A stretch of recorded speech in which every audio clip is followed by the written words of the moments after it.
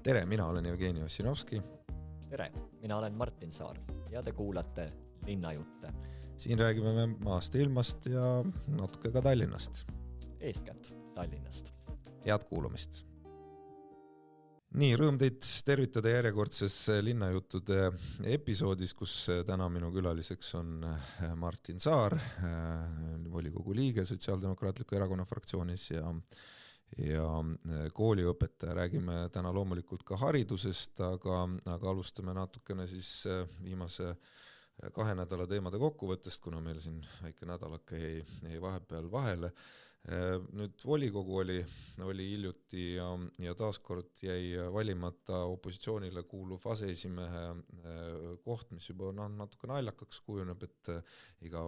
kuu aja tagant umbes me siis seda hääletame, siis koalitsioon, kelle toetust on vaja selleks, et opositsioon saaks nii-öelda temale kuuluva koha kätte, et jalutab sisuliselt saalist välja, mis siis sellel korral ettekääne oli, et miks oli vaja kolleegidel koalitsioonist ruttu lahkuda, et Madle Lippus aseesimeheks ei saaks.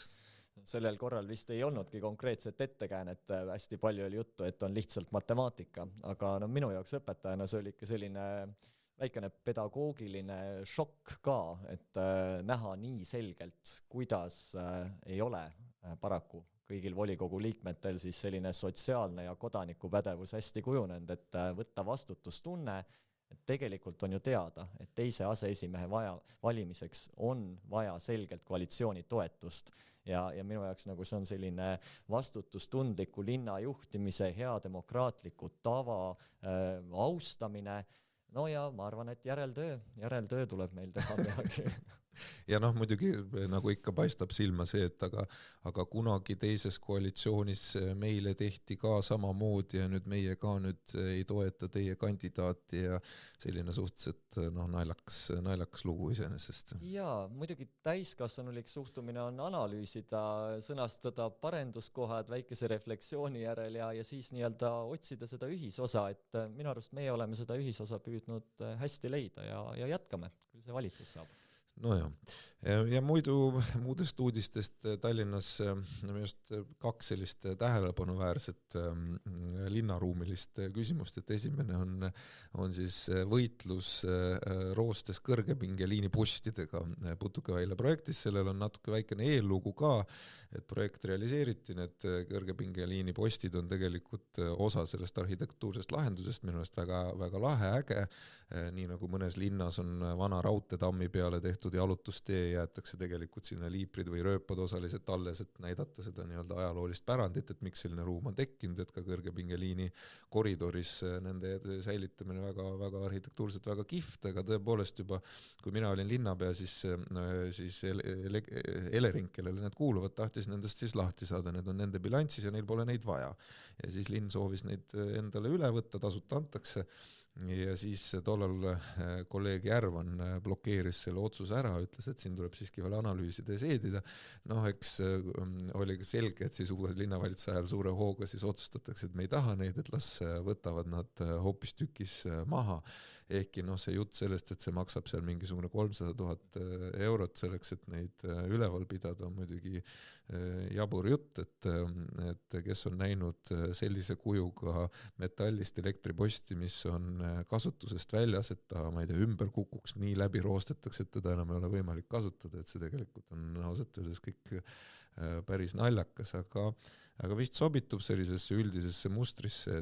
et mis seda linnaruumi investeerida, et teeme ikkagi minimaalselt nii-öelda funktsionaalselt toimib, jalutada saab, et pole sinna vaja sellist toretsemist. No jaa, vaata, tegelikult on ju see osa sellest mustrist, et tuleb valida endale jõukohane nagu vastane. Ja kui sa oled sellisel tasemel, jõukohane vastane on üks selline vana, amortiseerunud võib-olla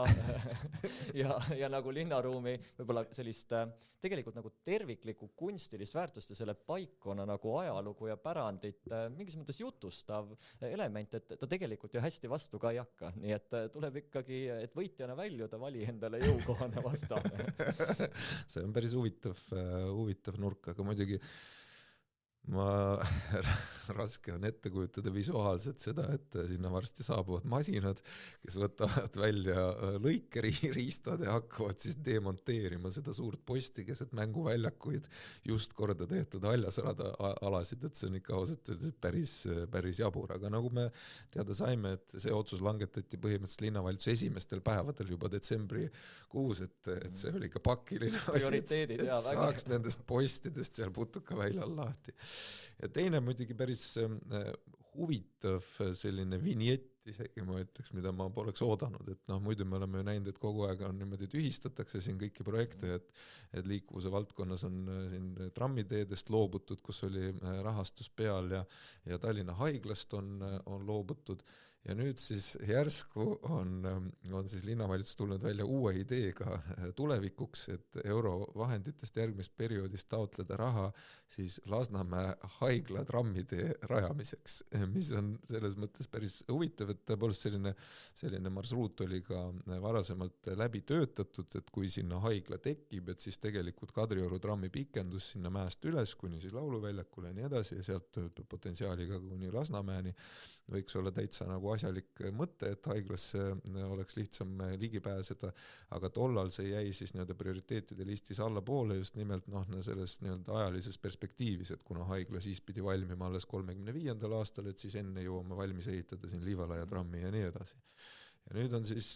tekkinud selline olukord, et Liivalaia trammist, mille raha oli olemas, on loobutud, Putukaväila trammiga ka tõenäoliselt ei suudeta õigeaegselt tegelikult valmis saada ja on loobutud ka Tallinna haiglast, mis oli üks põhilisi põhjuseid, miks sinna tramm oleks pidanud minema, aga Joel Jessa targal juhtimisel hakatakse taotlema valitsuselt siis uuest europerioodist vahendeid selleks, et tramm Lasnamäele viia. Ja, et tegelikult see minu arust ilmestab väga hästi sellise tervikmõtlemise puudumist, et iseenesest saaks muidugi välja käia, et osa linlasi soovis trammi, häkkene küll, te saate trammi, aga see on tramm, mis natukene sõidab nii-öelda ei alguses nagu ei kuhugi, kus ka tegelikult ei ole ju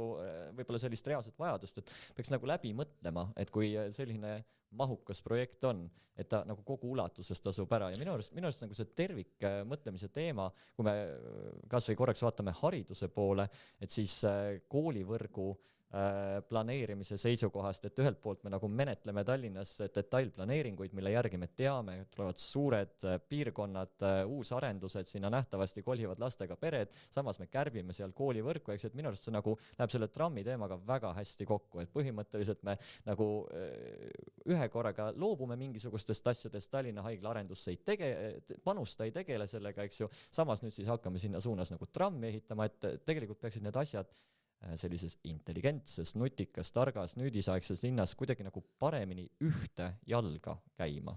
Aga vähemasti võib-olla ta neid ühistranspordi kasutajaid liiga palju ei aita, aga vähemasti ühtegi autojuhti tõenäoliselt ei sega. Ja tegelikult on niimoodi, et kui oleks nagu võimalik Tallinnas trammiteed rajada sinna, kus tõepoolest ta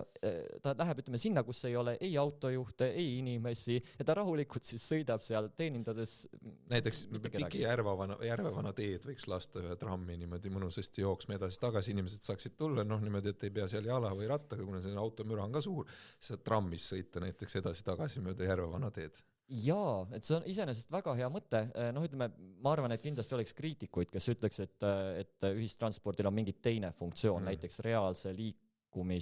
siis vajaduse rahuldamine ja kuidagi nagu linnaruumis. Aga nad lihtsalt ei mõista seda rekreatsioonilist rolli, mis ühistranspordil ka on. See vaata, sa sõidad ju trammiga, mõnikord hakkab kohe selline rahu tuleb sisemiselt sisse ja nii edasi, et seda ei maksa ka võib-olla alahinnata. Absoluutselt, ma sõidan iga päev trammiga ja tegelikult see on üks asi, mis mind õpetaja töös hoiab sellises vaimses tasakaalus.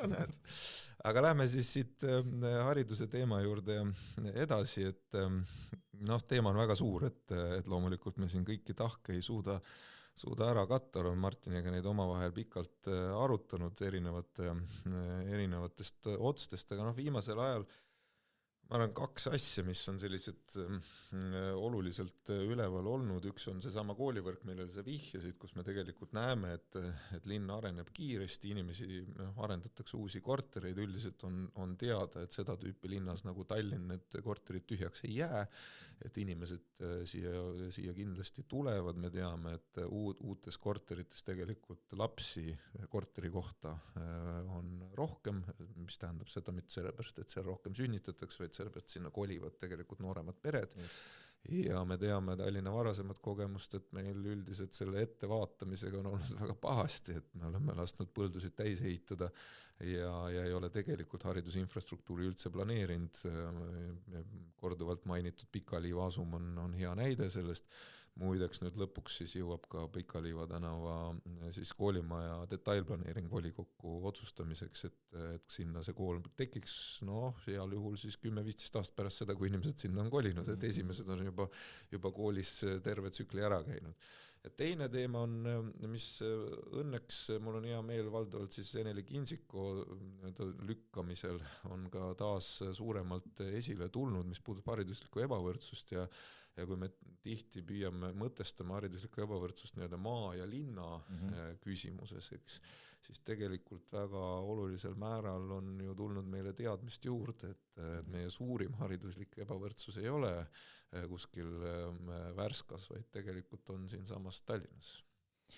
Jah, on küll niiviisi, et kui hakata vaatama tulemusnäitajaid, neid on ju erinevaid koolide koha pealt, et on olemas selliseid objektiivsemaid tulemusnäitajaid, olgu selleks siis eksami tulemused erinevates kooliastmetes, subjektiivsed tulemusnäitajad, õpilaste rahulolu, mis on väga oluline, töötajate rahulolu, mis on oluline, ja samas ka see, kuhu lapsevanemad soovivad oma last panna. See näitab väga palju ühe kooli, ühe asutuse usaldusväärsuse kohta, milline on see koolikultuur, milline on see õppekava, et siis me tegelikult näeme, et väga sellise väikese vahemaa järel, olgu selleks kilomeeter, poolteist, et meil võivad olla tegelikult, ja see on täiesti nagu nii-öelda arenguseire keskuse, nagu sa välja tõid, väga ilusasti osutatud, et põhimõtteliselt kilomeeter võib lahutada nii-öelda tippkooli ja kooli, kus on ilmselge, et on vaja midagi teha teisiti. See tähendab seda, et see vajab ka positiivset sekkumist, et seal on kindlasti vaja panustada ma arvan sellisesse nii-öelda õpetajate kutsemeisterlikkuse, professionaalsuse toetamisse, väga palju võib-olla seal juhtimiskultuuri küsimus, need on omavahel sageli niimoodi põimitud ja võib-olla on seal vaja ka nagu tegeleda nende sotsiaalsete probleemidega, mis nagu paratamatult jõuavad kooli ka. Nii et Tallinna kontekstis see ebavõrdsuse teema, võib silmad kinni panna, aga mõtet ei ole, sellepärast, et need on meie noored ja mida paremini ja mida me varem me sekkume, et me näeme ju väga ühiskondlikult teravaid murekohti, kus noored, kes on võib-olla keerulistest taustadest, keerulistest peredest, neil ei olegi olnud ligipääsu kvaliteetsele haridusele, et milliseks riskirühmaks nemad kujunevad ja kuidas see lõpuks tegelikult ühist heaolu väga tugevasti murendab, et see on väga... No aga ma küsin sult ikka terava küsimuse, sa õpetad reaalkoolis. See on see kool, kus emade keskmine sissetulek on Eesti kõige kõrgem. Ja nagu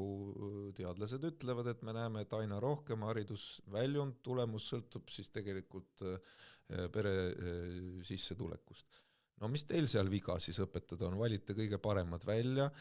vanemad on kõige jõukamad, saate neile kõike pakkuda, nemad ei protesteeri selle vastu, et teeme veel paar õppereisi, aga mis siis kõik ülejäänud peaksid tegema? Õppereiside, õppekäikude teema on üldse väga tundlik, et ka näiteks Tallinnas tegelikult see Gustav Adolfi gümnaasiumi juhtum, mis on nüüd nii-öelda nagu üleriigilise tähtsuse või pretsedendi staatuse saavutanud, näitas väga ausalt ära need ohukohad, et mis korraks puudutab nüüd nagu ütleme seda valitud õpilastega ja kõrge sissetulekuga vanemate lastega töötamist, et siis loomulikult on küsimus selles, et kuidas me saame tagada sellise olukorra, et meil ei juhtuks niiviisi, et ka nii-öelda kõige professionaalsemad näiteks pedagoogid hakkavad koonduma ühte kohta, sest tavaliselt seal tekib nagu selline vastastikuse võimendumise aspekt, et selle jaoks meil peab olema ikkagi mingisugune nagu Tallinna, ma mõtlen kui õpetaja töökeskkonna mõttes, mingisugune terviklik lähenemine ja terviklik lahendus. Ja muidugi ka õpetajatel on ilmselgelt erinevad tugevused, et mõne õpetaja tugevus ongi töötada ühes suunas haridusliku erivajadusega õpilastega, näiteks andekatega, teise õpetaja tugevus tema enda kompetentsidest ka iseloomust lähtuvalt on toetada neid, kellel on keeruline edasi jõuda, näiteks eripedagoogid, kes ka töötavad siis väiksemates rühmades, et aga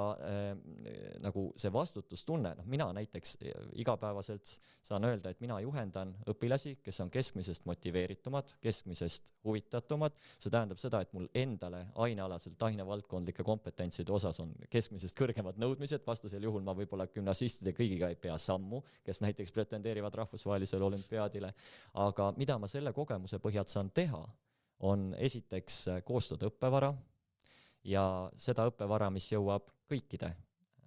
õpilasteni. Ja samamoodi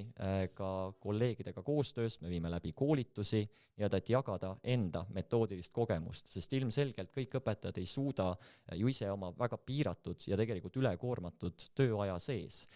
nullist peale ehitada, mis tähendab, et me peame koostööd tegema. Ja et ma arvan, et sellise erineva profiiliga koolide õpetajate omavaheline koostöö on üks selline asi, mida kindlasti Tallinnas väga toetada, sellepärast ma ka Tallinna õpetajate aineühenduste taasloomist, mis ühel hetkel ära kaotati, olen väga tugevasti toetanud, need on õnneks täna niimoodi järjepanu nagu tagasi tekkinud. Ja õppekäikude osas ma veel toon selle mõtte välja, et tegelikult nad on nagu õppimisprotsessi lahutamatu, tohutult arendav osa. Ja siin on vaja mingisugused sellised jätkusuutlikud lahendused välja mõelda, mitte nii, et Haridus-Teadusministeerium ütleb, et ei tohi vanemate annetust, aga me oleme õppekavasse sisse kirjutanud, seda te peate tegema, kuidas te lahenduse leiate, ja minu arust Tallinn on olnud siin just eelmise linnavalitsuse ajal väga-väga heaks suunanäitajaks, kas või selle Tallinna noorte kultuuripileti projektiga, mis tegelikult kõikidele Tallinna noortele lasteaedades ka, see on väga oluline, et koolieelsed lasteasutused ka, ja lisaks siis koolides, et on vähemalt üks õppekäik aastas ja erineva siis profiiliga kohtades, kirjanduskeskus, muuseum, loomaaed, botaanikaaed, et see on asi, mida kindlasti peaks võimendama, aga sellega peab tegelema riiklikul tasandil ka, sellepärast, et see on üleriigiline probleem. Aga see oli reaalkooli kohta oli natuke selline teadlik provokatsioon, aga nagu ma olen ise üllatunud olnud, et olgu, et arusaadavalt on Tallinnas kui Eesti pealinnas on teatud koolid, kus ongi see, kuidas ma ütlen, saavutuskultuur on siis kõrgem kui teistes, seal on oma ajaloolised ja muud põhjused, aga ma olen hästi üllatunud olnud, et kui võrrelda nii-öelda selliseid keskmiseid koole tulemuste järgi, ütleme riigieksami tulemuste, tasemetöö tulemuste järgi, et ka seal võib olla ühes koolis matemaatika tulemused kolmandiku võrra kehvemad kui näiteks koolis, mis samamoodi tavaline Tallinna kool, mis asub naabruskonnas ja et kõige üllatavam on olnud see, et tegelikult linn ei ole absoluutselt kuidagi juhtinud seda küsimust, et seda hariduse kvaliteedi küsimust kuidagi kehitas, seal on sellega seal umbes matemaatikaga seal koolis ei tegeleta, et mis mõttes ei tegeleta, et see ei saa ju tegelikult niimoodi olla. See tähendab, et on mingisugune süsteemne probleem, kas see on juhtimis, on see õpetajate poole pealt, ma ei tea, kus ta täpselt on, eks ju, sest nagu sa ka mainisid, et see sama valik, et Tallinna linnas ju lapsevanem lõpuks ju hääletab jalgadega ja me teame, et nendes koolides, näiteks kus matemaatika tase on langev, nagu muideks, kus on eesti keele tase langev vene koolides, me näeme, et seal järk-järgult hakkavad õpilased ära minema, tublimad lähevad teistesse koolidesse, mille tulemusena seal keskmine langeb veelgi, eks ju, kuna võimekamad lähevad sealt ära ja lõpuks jõuad olukorda ja ütled, aga seal koolis ongi ainult nõrgad õpilased, see võib niimoodi juhtuda, aga see ei ole ju normaalne, et me tegelikult ei tohi sinna mitte kunagi jõuda, et see oleks pidanud olema ennetatud juba oluliselt varem. Absoluutselt ja kuna ma olen aastate jooksul viinud läbi väga palju gümnaasiumi sisseastumisvestlusi, siis tegelikult see on minu jaoks olnud selline väga murelikuks tegev reaalsuskontroll, tähendab, õpilased räägivad üsna avameelselt, kus neil on olnud näiteks mõnes õppeaines olukord, kus kuude kaupa õpetajat ei ole, siis õpetaja vahetub. Matemaatikat ei ole võimalik õppida õpilasena nii, et sul on õpetajate läbikäigu hoov, kus aasta-paari jooksul mingid perioodid on, siis tuleb keegi, asjaarmastajad on suurepärased külalislektoritena, aga nii reaalloodusteadused vajavad nagu ikkagi mingisugust metoodilist kompetentsi, kui sa õpetad. Ja see tuleb ajaga, loomulikult, aga selle jaoks peab olema see järjepidevus. Et minu arust sellised kohad on, esiteks muidugi peab olema koolipidajal selle kohta info, see info peab olema kättesaadav, selle vastu peab huvi tundma ja väga õige on see, et ei saa võtta nagu seda paratamatusena, et see on nii nagu, et öö ja päev vahelduvad, aastajad vahelduvad ja mõnes koolis ongi matemaatikaga kehvasti, et see ei ole nii, et selles mõttes ja õpilased, no mina ise usun seda, et kui on nagu tagatud 3 nii-öelda sellist põhivajadust õpilase jaoks, et tal on tegelikult kuuluvusvajadus rahuldatud, see tähendab seda, et ta nagu tajub ennast selle kollektiivse klassi osana, et ta on autonoomsusvajadus rahuldatud ja tal on kompetentsusvajadus rahuldatud, et siis sellises kontekstis nii-öelda võimete kohaselt edeneb iga noor, aga seal on vaja teatud sellist stabiilsust, head koostöösuhte kujunemist ja see on tõesti seotud koolikultuuriga, aga ikkagi ka sellise stabiilse koostöövormiga. Et see on asi, kuhu ma arvan, et me Tallinnas peame nagu väga-väga selgelt investeerima, et tagada nendele noortele selline arengukeskkond, et nad saavad oma õpinguid jätkata, sest kui põhihariduses, tähendab, kui 8. ja 9. klassis, olgu see füüsika, matemaatika, keemia, tekivad lüngad, siis eeldada seda, et ta ülikoolis avaneb ja läheb nendele erialadele õppima, see tegelikult ei ole mõistlik ja no see ei ole reaalne ka, et siin me peame, ja no ma arvan, et meil on tegelikult ju lauda käidud ka siin mitmeid selliseid toetavaid nii-öelda lahendusettepanekuid ja mõtteid, olgu selleks siis kompetentsikeskuste loomine, mis tegelikult kõikides koolides võib-olla ei olegi reaalne, näiteks praktiliste tööde, uurimuslike tööde sellist läbiviimiseks vajaliku õpikeskkonna kujundamist, aga see proaktiivne koolipidaja poolne nii-öelda lahenduste leidmine ja eriti Tallinnas, kus tõesti need vahemaad tegelikult, Tallinn meile meeldib mõelda on suur linn ja ega see nii väga vale ei olegi, aga tegelikult on siin võimalik selliseid kompaktseid lahendusi leida küll.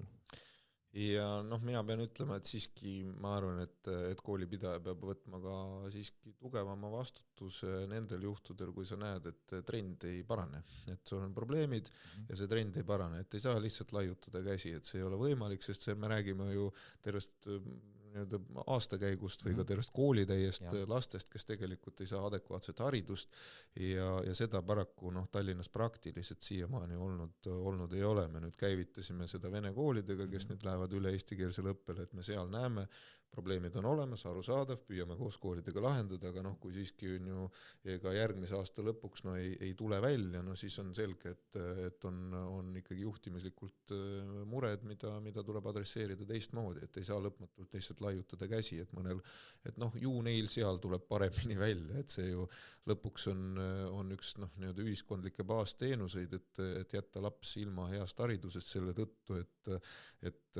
tema vanemad, ma ei tea, ei olnud piisavalt aktiivsed, et teist kooli kohta otsida endale või mis iganes, see ei ole ju niimoodi ei tohi teha. Ja ma arvan, et selles küsimuses Tallinnas tegelikult tekkis ühel perioodil täiesti selline olukord, kus nii-öelda lähivallad hakkasid tugevaid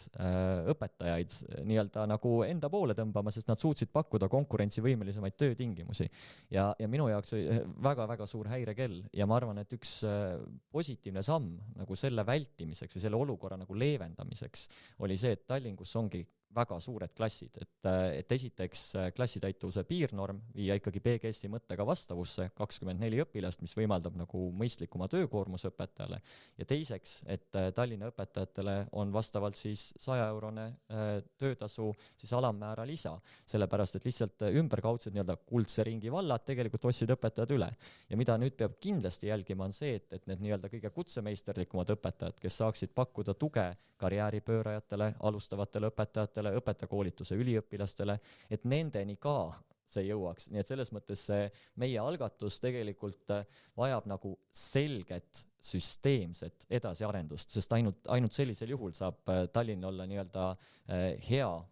tööandja ühele õpetajale ja kui see on tagatud, siis küll see õpetaja ka neid Tallinna noori saab pühendunult juhendada. Ja on rõõm, et nende 2 initsiatiiviga uus linnavalitsus siiski jätkab, et Tallinna õpetajad saavad täiendavat palgalisa lisaks riigi miinimumile ja ka klassi suurusi nende vähendamisega jätkatakse. no need järgnevad investeeringud, mida oleks vaja haridusse teha, nende osas ma nii optimistlik ei ole, nagu me oleme siin eelarvest ka varem rääkinud, et paraku suurendatakse siin hüppeliselt püsikulusid ja järgnevatel aastatel ka need samad haridusvaldkonna investeeringute maht tegelikult ju kukub mitmekordselt, nii et ütleme, järgmised suuremad edusammud haridusvaldkonnas tõenäoliselt peavad jääma ootama järgmist linnavalitsust. Sellega me tänaseks lõpetame, aga enne veel nädala Minsk. Ja selle nädala Minsk tuleb Kristiine linnaosa vanemalt Ahti Kallikormilt, kes tegi linnaosa lehte sellise armsa propaganda lookese iseendast, kui hea ta on, ja seal poseeris siis fotol Isamaa erakonna mütsiga, arvestades üldiselt linnameedias igasugune partei propaganda on keelatud, siis ootuspäraselt sai ta siis ettekirjutuse erakondade rahastamise järelevalve komisjonilt ja kui talt siis küsiti, et mis on pildil valesti sisuliselt, siis ütles Ahti Kallikorm, et järgmine kord paneb ta siis pähe sotsiaaldemokraatide mütsi. Vot sellise järelduse juhtunust tegi Ahti Kallikorm. Uute kohtumisteni!